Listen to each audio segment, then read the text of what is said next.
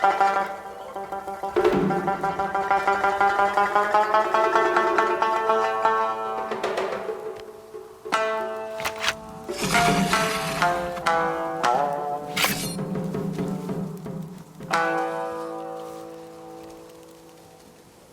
a big fan of Sucker Punch Productions. The company got their start way back on the N64 with the criminally underrated Rocket Robot on Wheels, before getting into the good graces of Sony with the Sly Cooper series. They would then reach AAA status with the Infamous games. These guys know how to make a great open world action game, and do so with a lot of style. It is precisely for that reason that I gave 2020's Ghost of Tsushima a try. I remember seeing the announcement trailer and having no interest in it at all. I might call myself the Bladeslinger, but I'm not that big a fan of samurai culture. I definitely lean more into the gunslinger side of that name. If it wasn't for the fact that Sucker Punch's logo was on the box, I would not have bought it with the game. I am very happy that I did though, because Ghost of Tsushima was really good. Though it had its issues, the story was great, the graphics were gorgeous, and it featured some of the best combat in any video game period. That being said, I haven't played Ghost of Tsushima since my initial playthrough 6 years ago, something I attribute mostly to taste. Though I like Ghost of Tsushima just fine, the fantasy of being a samurai just isn't as appealing as fighting crime as a superhero, or ripping off comic book villains Lupin the Third style. This is probably why I didn't give Ghost of Yotei much attention when it started making the rounds. I was aware of it, and from what I hear the game was a big hit, but I don't recall there being a lot of buzz around it. I still had plans to play it, especially when it was gifted to me by my future sister-in-law, congrats guys, but it wasn't super high on my priority list. Glad I took the time to play it though, because Ghost of Yotei is a fantastic game and one of the unsung highlights of 2025. It's her.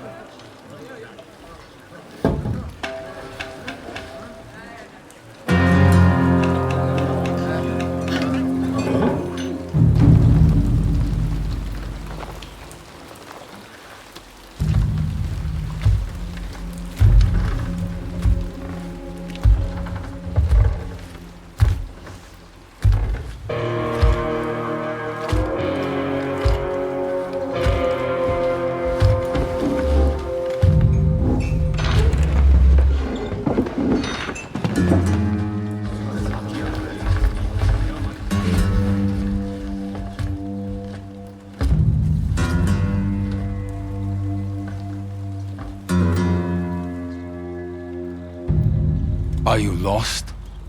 I'm looking for some old friends. The Yotei 6. In Ghost of Yotei, you take the role of Atsu, the daughter of an accomplished swordsmith whose family was murdered by the infamous crime syndicate known as the Yotei 6. Left alone, Atsu flees to the mainland and spends the next several years of her life doing whatever it took to survive, be it begging on the street, serving in war, and taking combat instruction from anyone who was willing to train her.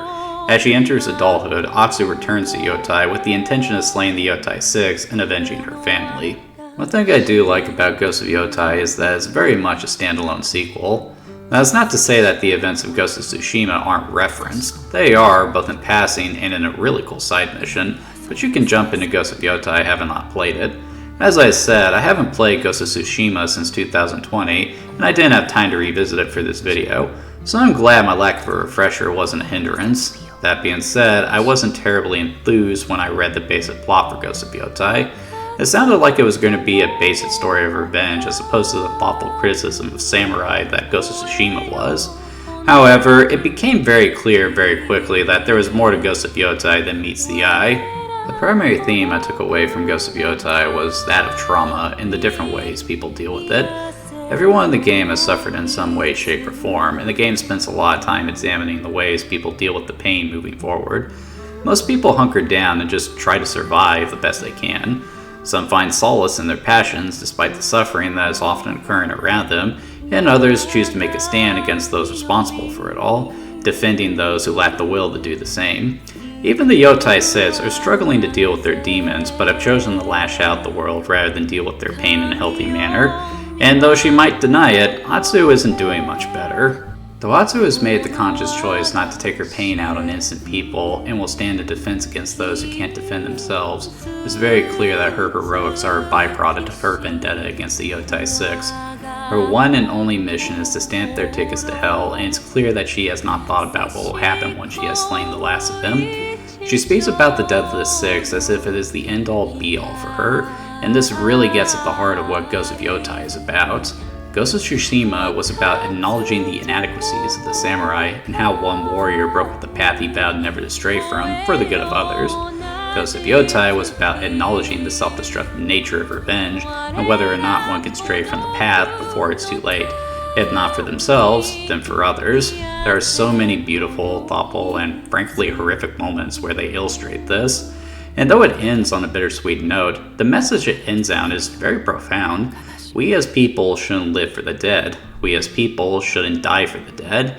We as people should live for those who are alive, as even those who have lost everything can still be there for others. Needless to say, the characterization here is top-notch. One of the issues I had with Ghost of Tsushima was that while the thematic content was outstanding, the characters themselves were forgettable. For example, I could write you a novel on the significance of Jin Sakai's personal journey, but I couldn't tell you anything about him personality-wise. I can't say the same for Atsu, as she is such a fascinating character. Based on my analysis of how she views her quest for vengeance, you might get the sense that Atsu is a bloodthirsty killing machine, but she is a little more nuanced than that. She does still have a sense of humor, she can be empathetic, and though she is dead set on her mission, you can sort of tell that her heart isn't completely in it. She is still clinging to the life she once had, and likely desires, in some very subtle ways. Just the fact that this woman who is willing to behead degens by the truckload takes time to just sit and play music says more about the character than a novel's worth of dialogue ever could. Many of the characters Atsu encounters throughout her journey are of a similar level of depth, but I feel it's best to not go too deeply into them for the sake of spoilers.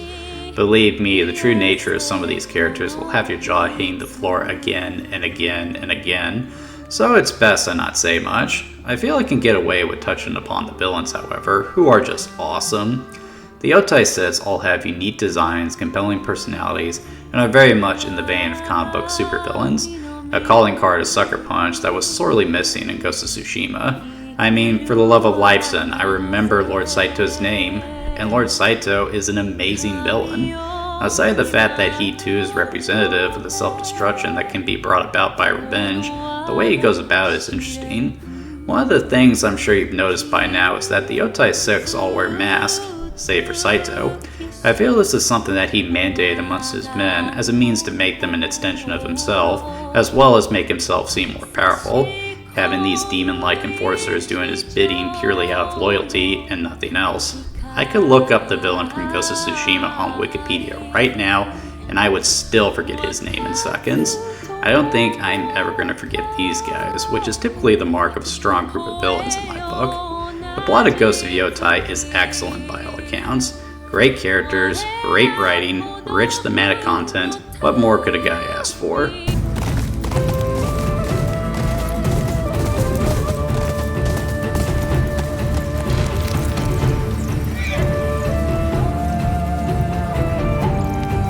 Ghost of Tsushima was one of the most stunning open world games I've ever played, but upon playing Ghost of Yotei, I've come to realize that the presentation did have some shortcomings. The colors were a bit muted, there wasn't much variety in the locations, and the character designs were a bit forgettable. Not to mention the fact that the game was poorly optimized. Well, at least when I played it. As Ghost of Tsushima benefited from patches, I really should replay that. Anyway, Ghost of Yotei addresses these issues. The colors are brighter, more stylish, the different sections of Yotei all have unique characteristics, and the character designs show a bit more thought. I like how the samurai of the Matsume clan all wear blue, while the underlings of the Yotei mostly wear red, all the while Atsu uniquely favors yellow. Anyone who knows a thing or two about color theory will probably pick up on the meaning there, and I liked it so much that I did my best to make sure I maintained the aesthetic when picking gear for Atsu. The game is pretty well optimized too. Like all PS5 games, you have the option to play the game at a high fidelity at 30 FPS or a lower fidelity at 60 FPS. Like always, I went with the performance option, that's just my preference. I can't believe I'm going to say this, but I wish I could play this game on a PS5 Pro because I would love to play this at a higher fidelity at 60 FPS, because it really is such a gorgeous game. The sound design is fantastic by all accounts. Once again, I must praise Sucker Punch for not forcing Japanese-only dialogue in favor of an English voiceover. Still looking at you, Yakuza. And the voice acting is great. The cast does an amazing job vocalizing their characters, and since they are all Japanese, it all sounds perfectly natural.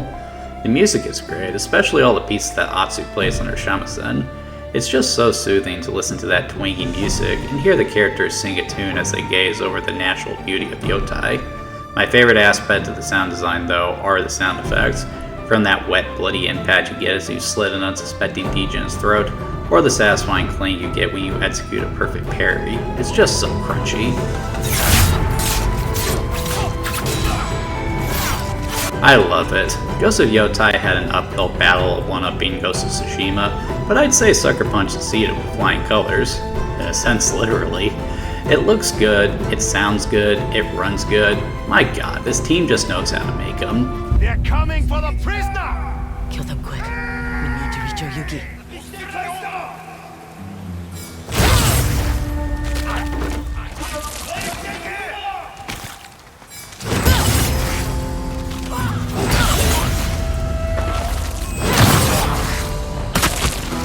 So one of the issues I had with Ghost of Tsushima was that I never felt it justified being an open world game. The game was at its best when you were engaging in combat, so the open world gameplay came off as a lot of hot air. I always said that Ghost of Tsushima would have been better if it was just a linear action game, but I knew Sucker Punch wasn't going to dial it back like that. People have foolishly come to the conclusion that open world gameplay is forward thinking, so if they did that, the ignorant masses would claim that the game was taking a step backwards.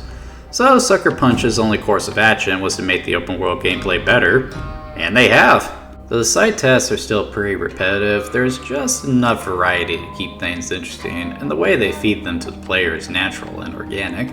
For example, at the start of the game, I wanted to buy a bow, so I took some time to hunt some bounties. As I was heading to find these guys, all sorts of things happened. I encountered a wannabe samurai planning to prove himself to Saito, helped the owner of a gambling house retake his establishment from Saito's men, assisted a group of bounty hunters in capturing a separate bounty from the ones I was on the hunt for, and this kind of thing kept happening throughout the game. If there is one thing I hate in open world games, it's checklist design, and never once did I feel like that was happening in Ghost of Yotei. I was just making my way in a crazy game world, which is how I like it in a game like this. So they fixed the biggest problem I had with Ghost of Tsushima, and they've kept everything that was awesome about the first game. The game is still at its best during combat, as you have so many options when dealing with enemies. You've of course got that great melee combat system, but if you suck at it like I do, you can go stealth mode and try to take enemies out quietly, or at least thin the herd to something a bit more manageable, and then challenge the last couple of enemies to a standoff, allowing you to cut them all down in 3 swift movements at the risk of getting screwed if you miss the first strike. Or you can use your mobility to platform above your enemies' heads and rain hell down upon them. The choices are yours and yours alone. You have so many different options in combat, and that extends to the progression system as well. Rather than being a numbers game like an RPG, leveling up here is more about Atsu growing as a warrior. For example, prefer to face the opposition head on, put some points into melee, you'll learn a bunch of powerful techniques to up your game. Prefer to go ninja, put some points into assassination and unlock the ability to chain stealth kills together. You can spec Atsu to what suits you best, which again is how I like it in a game like this. It allows the game to evolve beyond the arbitrary manner of simply having a stronger attack, though you can still buff that stuff through a wide variety of charms and clothing if you really want to. So Ghost of Yotei made some smart moves to improve upon Ghost of Tsushima, and for the most part, I am happy with the result. However, I feel they could have built upon it more. For example, rather than a multi-form system, you have a multi-weapon system. So in addition to the katana, you have dual katana, a yari, an odachi, and a kusarigama, and each of them have their own strengths and weaknesses. It's cool, but it's still the same effect as the multi-form system. How about for the next game have a multi-weapon system in addition to a multi-form system? That would be cool. However, that's small potatoes in the grand scheme of things. Ghost of Yotei is very much an excellent open-world action game by all accounts. Are you strong enough to pierce my armor?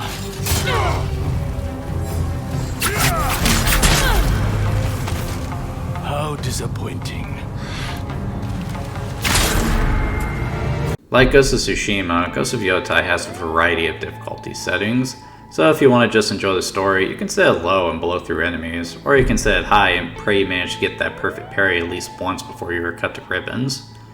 Though it occurred to me as I was writing up my thoughts on the game that adjusting the difficulty only changes how much damage you take, the window for the parry, and how aggressive enemies are. doesn't make them any more rare, so if you're really good at stealth, sections of the game are going to be a little easy. Granted, there are plenty of instances where you are forced into combat, but it's strange that that is the only thing that is being affected.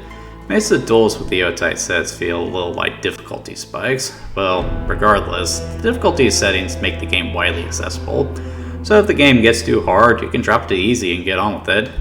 Which is what I did. Timing-based combat like this just isn't my forte, folks. It's going to be really rough when I eventually give Dark Souls a try. My total playtime for Ghost of Yotei clocked in at about 28 hours, which I was satisfied with. It ended just as I was ready to call it quits on the game, and despite reaching the end, there was still plenty to do. Ghost of Yotei is currently being sold at full retail, and considering it's not even a year old yet, pre-owned copies aren't much cheaper. However, I think the game is worth its asking price regardless of what you pay for it, and I don't think it's going to stay at full price forever. Give it a year or two and it'll probably drop to $30 or $40. Your song is not yet complete. Let's finish it.